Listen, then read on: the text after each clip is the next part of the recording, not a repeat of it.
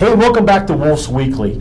You know, we are on our 5th part of resiliency. Thanks for hanging in there through the first 4. But, you know, resiliency is the ability to bounce back from life's disappointments, failures, and pains. We talk about that every week. And last week we talked about being the architect of our own fate. That we are in control of some things. There are very few times we can't control how we react to things, even though we may lose control of little parts of our lives. And so this week I want to talk a little bit about the 5th thing being taking an honest inventory of our life. If we really got honest and look at it, and we asked ourselves the questions, well, how have we contributed to our own problems? Or how many of our own speed bumps have we created?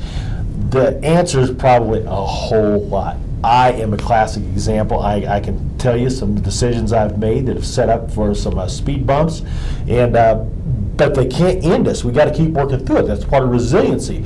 We got to avoid those behaviors that expose us to failure or difficulty if we can, but focus on the power we have, not the powerlessness. We have power to be able to do this. You know, we talked about last week about being being responsible. Well, we have the power to be able to adjust how we deal with these, and that's important. The greatest power anyone has, though, is the ability to change, to be able to model for our kids and teach our kids to realize you're flying down, and if something doesn't work, you don't quit.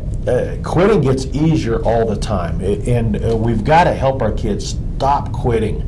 If you're quitting on a team or you're quitting on a class, next thing you know, they're quitting on relationships and jobs and everything else later in life. But when you hit that bump, to be able to realize, hey, we can go over it, we can go under it, we go around it, we can plow through it. Yeah, something we've got to make the change, though, to be able to deal with those things that are in our way in life. That's resiliency, to be able to do that. And think of resiliency. We have a play coming up on Friday and Saturday where we have a student-led play. And I'm excited. It's Midsummer Night's Dream, and it's student-led, and I am pumped to be able to do it. Last year, I got to see the student-led play before I was ever hired here, which is great. So I have Katie Longnecker, who's going to be the director, and also Ellie Friesma. Look at that! I got it right, Mom and Dad. To be able to explain a little bit of what's happening. I'm going to have our director go first. Tell us a little bit about working Shakespeare of all things. I mean, that language is worse than Kansan. Yeah. Yeah, so that's a known fact. Shakespeare is difficult. It was really intimidating at first. So I sent in my director's application, and I was thinking, I love Shakespeare. It's going to be great. Because I took a class on it here when I was in 8th grade, and I learned a lot about it, and I just really fell in love with his work. And then it started getting closer and closer to rehearsals and stuff, and I was like, uh-oh. And so I luckily have a co-director, Ryan Clare, and we're like working together on this. And I came to him and I'm like, okay, so Shakespeare wrote plays more than 400 years ago, and we really want this play to be able to be understood by this generation's theater goers. Yeah, you might sort of understand the basis of the whole play, right, but we just really want to make it more enjoyable. His stories are timeless. Yeah. So you've set this in a different time period.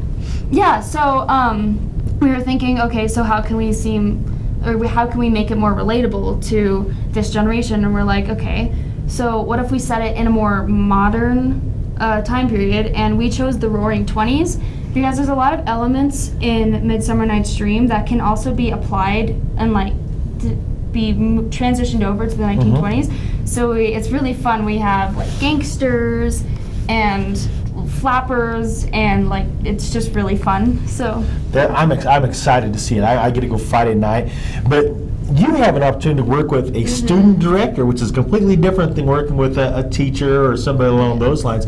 Tell us about what you're doing in the play, and a little bit about your experience working in a student-directed play. So I am playing Helena. I am one of the female leads, which is one of my first time ever being a lead. Congrats, that's cool. Thank you. But it's been really fun because as a student, I can come to my student director and I don't have to worry about, office hours for teachers or anything, or when they're teaching, I can just text her as my friend and ask her, hey, what do you want me to do about this and this? And yeah, it's been really fun. So you have peers to work with. Yes. And that's great. And you know, they put in tons of hours on this. If you get an opportunity to come on Friday night or Saturday night to be able to, what time is it? It's at 7 o'clock. 7 o'clock, okay. So make sure you get there. There's usually a line for tickets. And so you want to get in there and get going. I'm excited about seeing this. Ladies, thank you so much for stopping by. Yeah. And guys, thanks for tuning in again to Woolf's Weekly. We'll see you next week.